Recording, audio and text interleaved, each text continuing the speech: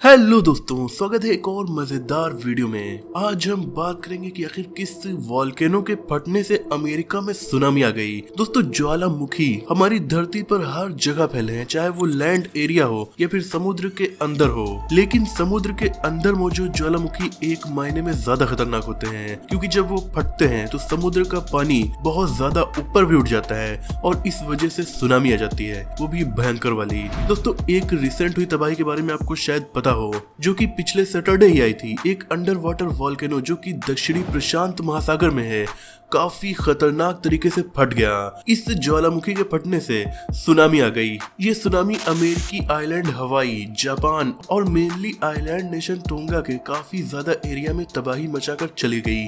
इस वॉल्केनो का नाम हुंगा तोंगा हापाई वॉल्केनो है।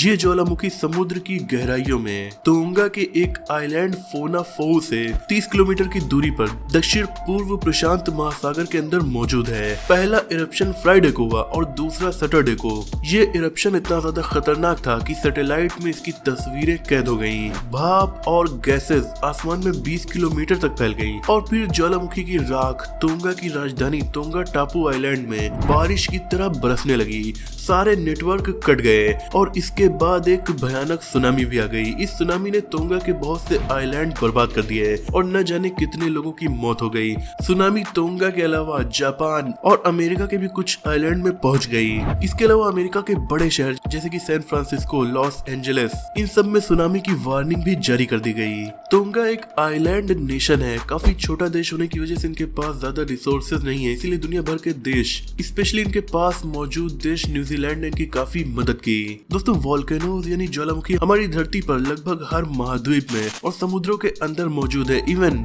हमारे सौर मंडल के सभी ग्रहों में आपको ज्वालामुखी देखने को मिलेंगे। सौर मंडल का सबसे बड़ा ज्वालामुखी मंगल ग्रह पर मौजूद है। आप कह सकते हैं धरती के अंदर मौजूद एक छेद होता है जो अर्थ की सरफेस से सीधा उसके क्रस्ट में जाकर मिलता है और इसी वजह से इसमें बहुत सारा पिघला हुआ लावा मौजूद होता है। वॉल्केनोज लगभग सभी कॉन्टिनेंट में है, इवन एंटार्क्टिका में भी। दोस्तों, दुनिया भर में करीब 1500 ऐसे वॉल्केनोज हैं जो एक्टिव हैं, यानी वो किसी भी वक्त फट सकते हैं, जिसमें से 10% अकेले अमेरिका में पाए जाते हैं। पर दोस्तों, हर चीज की तरह वॉल्केनोज की भी कई वैरायटीज होती हैं और जब ये वॉल्केनोज फटते हैं तो इनके अंदर से बहुत ज्यादा राख और मैग्मा निकलता है, जो बाहर निकलते ही लावा के नाम से जाना जाता है, यानी कि पिघला हुआ गर्म पत्थर। सोचिए, आग की तरह मौजूद पिघले हुए पत्थर कितने ज्यादा नुकसान पहुंचा सकते हैं। सवाल ये उठता है कि इतना मैग्मा आया कहां से।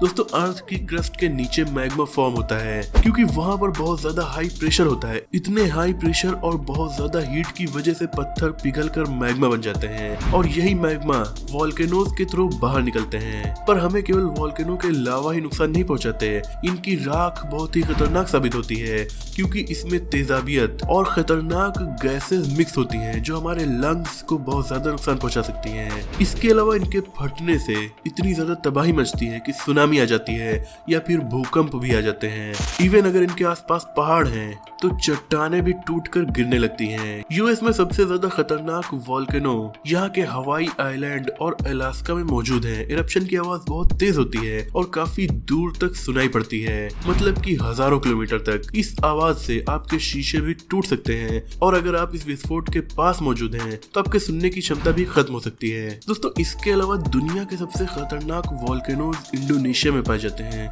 जो अक्सर फटते ही रहते हैं। ऐसा ही एक वॉल्केनिक इरप्शन इंडोनेशिया में सन 1815 में हुआ था, जब वहाँ तंबोरा नाम का वॉल्केनो फट गया।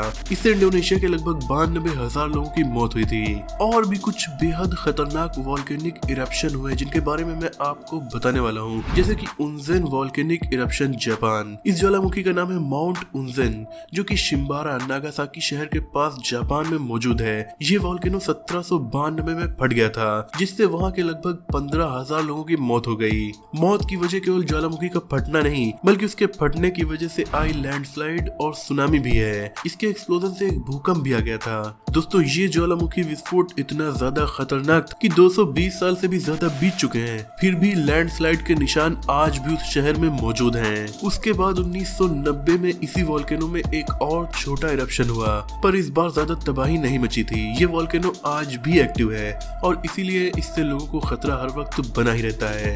Ruiz Colombia. दोस्तों नेवादो डेल रुइज या ला मेसा डे हर्वियो, काफी बड़ा नाम है इसका, ये कोलंबिया में मौजूद है। 33 साल पहले इस वॉल्केनो में विस्फोट हुआ था, जिससे एक दो नहीं बल्कि 25,000 लोगों की मौत हो गई थी। यहाँ पर एक के बाद एक 2 विस्फोट हुए, जिससे राख से पूरा एरिया कवर हो गया और फिर सांस लेने में लोगों को दिक्कत होने लगी और दम घुटने से इतने लोगों की मौत हो गई। नंबर 3, पेली वॉल्केनो मार्टिनिक। दोस्तों माउंट पेली एक एक्टिव वॉल्केनो है जो मार्टिनिक के नॉर्दर्न एंड में मौजूद है।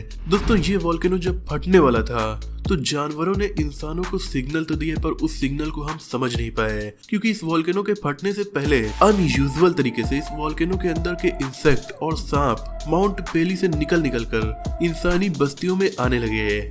शायद इन जानवरों को इसके फटने का एहसास पहले ही हो गया था, पर हम इंसान इसका अंदाजा नहीं लगा पाए और फिर अचानक एक बहुत बड़ा धमाका हुआ और फिर सेंट पिएरो टाउन कब्रों से भर गया। करीब 30,000 लोगों की मौत हुई। ज्यादातर मौत सफोकेशन और जलकर हुई थी। वॉल्केनिक इरप्शन कभी वार्निंग के साथ नहीं आते, इसीलिए लोगों को भागने का मौका भी नहीं मिलता और फिर अंजाम बहुत बुरा होता है। पर शायद इन फ्यूचर अगर फिर असाधारण रूप से वॉल्केनो से इंसेक्ट और दूसरे जीव निकल कर भागने लगे तो इंसान इस सिग्नल को समझकर अपनी जान बचा पाएंगे। Number 2, Krakatoa volcano Indonesia. दोस्तों ये वॉल्केनो कल्डेरा इंडोनेशिया में है। ये एक वॉल्केनिक आइलैंड के ग्रुप का हिस्सा है। ऐसे ही एक दो नहीं बल्कि 4 ग्रुप हैं और इस वॉल्केनो में रिसेंटली 2020 में विस्फोट हुआ था, पर यह विस्फोट काफी छोटा था। लेकिन दोस्तों इसी में 1883 में भी एक विस्फोट हुआ था जो इतना भयानक था कि लगभग 100 किलोमीटर तक के एरिया में राख फैल गई थी और ये भी माना जाता है कि इसकी राख सिंगापुर देश तक पहुंच गई थी। 2 एक्सप्लोजन हुए जिन्हें केवल इंडोनेशिया या सिंगापुर नहीं बल्कि दुनिया के हर कोने में सुना गया। मतलब आवाज इतनी ज्यादा तेज थी। इस एक्सप्लोजन से बड़े वेव्स क्रिएट हुए और 35,000 से ज्यादा लोगों की मौत हो गई। इसके इतने एशेज उड़े थे कि राख के बादल ने सूरज को ढक दिया था और पृथ्वी का एवरेज टेम्परेचर भी कम हो गया था। ये वॉल्केनो अक्सर फटता रहता है पर वैज्ञानिकों के मुताबिक अब ये उतना खतरनाक नहीं साबित होगा। Number 1, Tambora Indonesia. दोस्तों इसके बारे में मैंने आपको अभी बताया था। माउंट तंबोरा एक एक्टिव वॉल्केनो है और इंसानी इतिहास में रिकॉर्ड किया गया सबसे खतरनाक वॉल्केनिक इरप्शन इसी में हुआ था। इसके फटने से लगभग 80,000 से 1 लाख लोगों की मौत हो गई थी। इसकी वजह केवल वॉल्केनो का फटना नहीं बल्कि तरह तरह की बीमारियों का फैलना और फिर लोगों का भूख से भी मरना है, क्योंकि वॉल्केनो के फटने के बाद फसलें पैदा नहीं हो पाई थी और उस साल गर्मी भी नहीं हुई थी, क्योंकि इस वॉल्केनो से निकली राख, सल्फर और बाकी की गैसेस ने सूरज को कई महीने के लिए छुपा दिया था। मतलब कई महीनों तक सूरज ही नहीं निकला और इसी वजह से फसलें भी नहीं हो पाई थी। इसके अलावा इसी वॉल्केनो के छोटे इरप्शन 1880, 1967, 2011, 12 और 13 में भी रिकॉर्ड किए गए। तो दोस्तों देखा आपने वॉल्केनिक इरप्शन कितने ज्यादा खतरनाक साबित हो सकते हैं। अगर आप भी ऐसे एरिया में रहते हैं जहाँ पर ज्वालामुखी मौजूद है तो उसके विस्फोट के तुरंत बाद उस एरिया को खाली कर देना चाहिए, क्योंकि उसके बाद निकलने वाली गैसेस से